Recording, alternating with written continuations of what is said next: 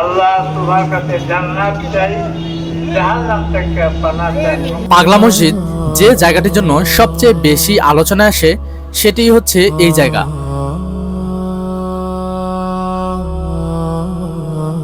প্রচলিত আছে পাগল বেশি এক আধ্যাত্মিক সাধক নরসুন্দা নদীর বুকে মাদরে ভেসে মসজিদের স্থানে এসে অবস্থান নেন।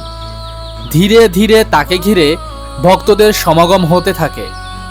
আধ্যাত্মিক সাধকের মৃত্যুর পর তার কবরের পাশে একটি মসজিদ নির্মাণ করা হয়, যা বর্তমানে পাগলা মসজিদ নামে অত্যন্ত সুপরিচিত।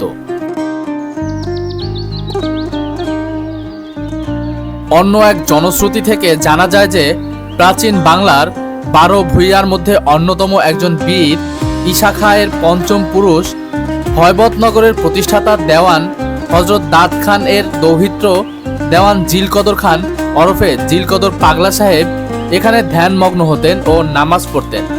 পরবর্তীতে তার নাম অনুসারে এই মসজিদকে পাগলা মসজিদ নামকরণ করা হয়।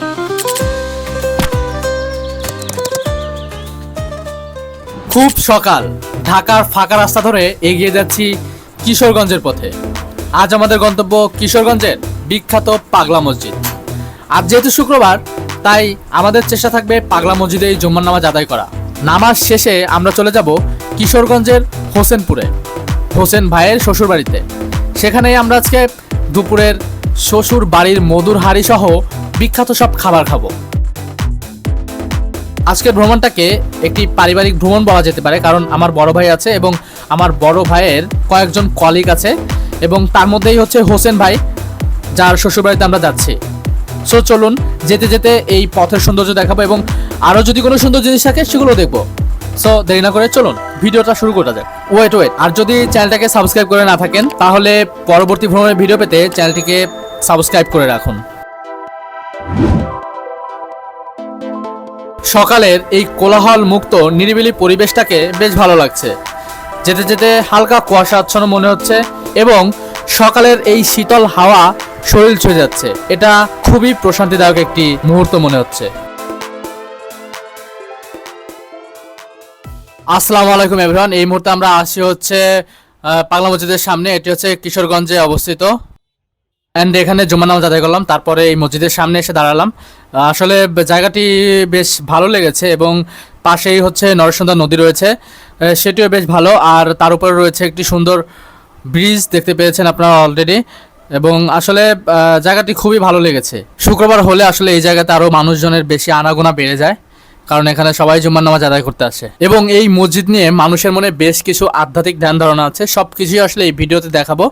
সো ভিডিওটি না টেনে সম্পূর্ণ দেখুন। আর যারা আমার চ্যানেলটিকে এখনো সাবস্ক্রাইব করেনি তারা অনুগ্রহ করে চ্যানেলটিকে সাবস্ক্রাইব করে সঙ্গে থাকবে, যা এই মসজিদের সৌন্দর্যকে আরেকটু বাড়িয়ে দিয়েছে।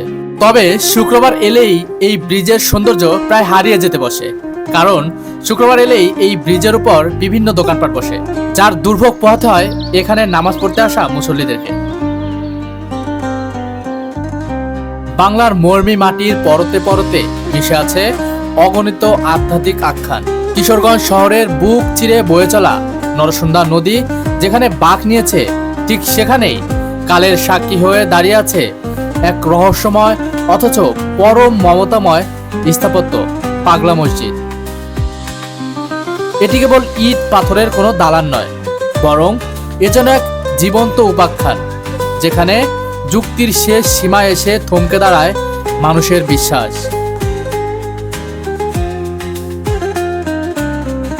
পাগলা মসজিদের পাশে এবং নরসুন্দা নদীর কোল ঘেঁষে তৈরি করা হয়েছে মসজিদের অজুখানাটি।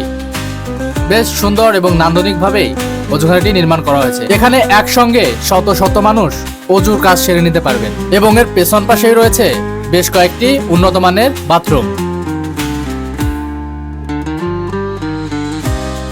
মসজিদের পাশে রয়েছে কয়েকটি সবুজ সুন্দর গাছ, যার শীতল ছায়ায় নামাজ শেষে মুসল্লিরা আশ্রয় নিয়েছে। গাছের শীতল ছায়ায় দাঁড়িয়ে মুসল্লিরা পর্যবেক্ষণ করছেন এই রহস্যময় মসজিদটি।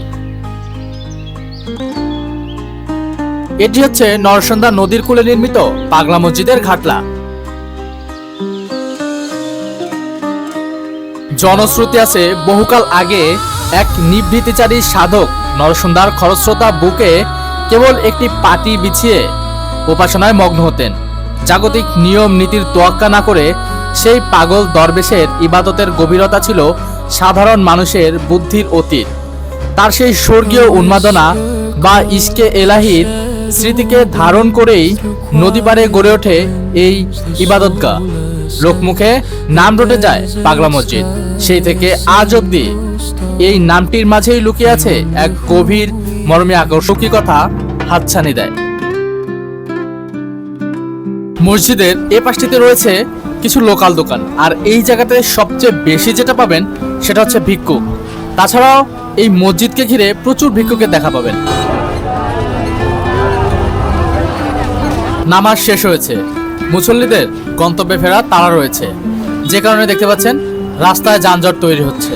এখানে প্রতি শুক্রবারেই এমন যানজট তৈরি হয়, কারণ এখানে দেশের বিভিন্ন জেলা থেকে জুমার নামাজ আদায় করতে আসে এবং বিভিন্ন ধরনের মানত করে থাকে।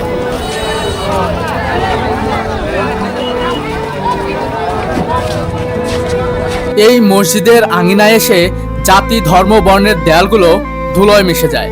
এখানে মুসলিমের তসবিহ আর অমুসলিমের অন্তরের প্রার্থনা মিলেমিশে একাকার হয়ে যায় এক পরম শক্তির সন্ধানে। পাগলা মসজিদ যেন এক বিশাল হৃদয়ের প্রতিচ্ছবি, যেখানে আশ্রয় প্রার্থী কাউকেই শূন্য হাতে ফিরিয়ে দেওয়া হয় না। মসজিদের মিনারের ছায়ায় দাঁড়ালে মনে হয় নরসন্ধ্যার ঢেউগুলো আজও সেই প্রাচীন সাধকের কোনো গোপন বার্তা বয়ে নিয়ে আসছে।